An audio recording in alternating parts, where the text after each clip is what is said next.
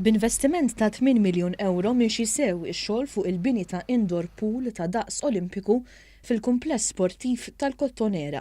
Dan il-proġett imwiet fil-manifest elettorali tal-Partit Laburista se jkun opportunità biex l-isport tal-għawm f'pajjiżna ikompli jieħu spinta l-qudiem.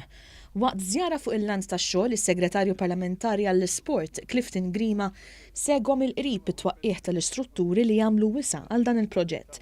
Il-Kap Eżekuttiv ta' Sports Malta, Mark Kutajjar, spjega li l-proġett qed isir fi 3 fażijiet, bit-tielet fażi mistennija li tibda fil-ġimgħat li ġejjin bil-bini tal-pixxina. Qal li l-pixxina se tkun mifruxa fuq medda ta' 5,000 metru kwadru b'saqaf tal-injam ta' 44 metru u mdawwar bil-ħġieġ. Il-pixxina se jkollha fond ta' aktar minn 2 metri skont rekwiżiti tal-Federazzjoni Internazzjonali tal-Għawm. Qal li l-unika pixxina ta' daqs olimpiku f'Malta hija dik f'tal-Qroq u mhux qed tlaħħaq mad-domanda. Din il-pixxina hija pixxina li għandha livell teknoloġiku għoli ħafna. Hija tkun waħda mill-aqwa pixxini bil-Mediterran u komplementata ma' patiljun li jesa' 1400 ruħ ħad tkun ta' attrazzjoni kbira għal dawk il-klabs u assoċjazzjonijiet barranin li ħajużaw din il-pixxina. Is-Sur Kutajjar spjega li l-materjal li qed jinġema mit-twaqqih se jiġi riċiklat.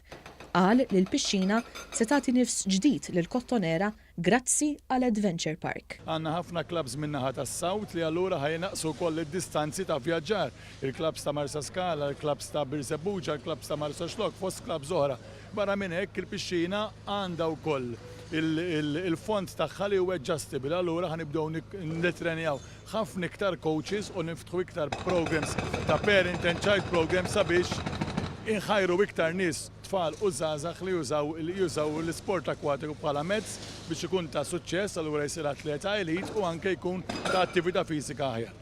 Waqt li fakkar li Malta se tospita l-logħob għall-pajjiżi ż-żgħar fi ftit snin, is-Segretarju Parlamentari Clifton Grima qal li l-pixxina se tikkumplementa l-Istrateġija Nazzjonali għall-Isport. Mhux biss proġett b'mod iżolat, qegħdin naraw numru ta' proġetti oħra, numru ta' rħula li ma' proġetti qegħdin naraw li jikkumplementaw dan it-tip ta' puls ġew pajjiżna. Infatti qegħdin naħdmu kollaborazzjoni mill-viċin ma' numru ta' klabs tal-water polo li ħankun qegħdin naraw li jkunna pixxini oħra madwar il-pajjiż illi ħajkunu din jikkumplementaw propju dak illi naraw bħala il-viżjoni ta' pajjiżna għall-isport akwatiku.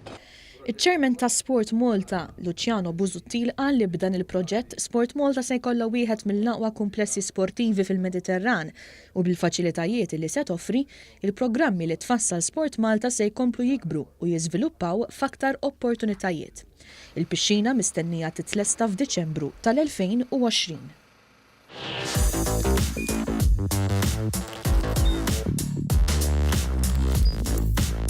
Idħol fuq one.com.mt u hemmhekk tista' tara l-programmi kollha li jxandru fuq One permezz ta' One Play.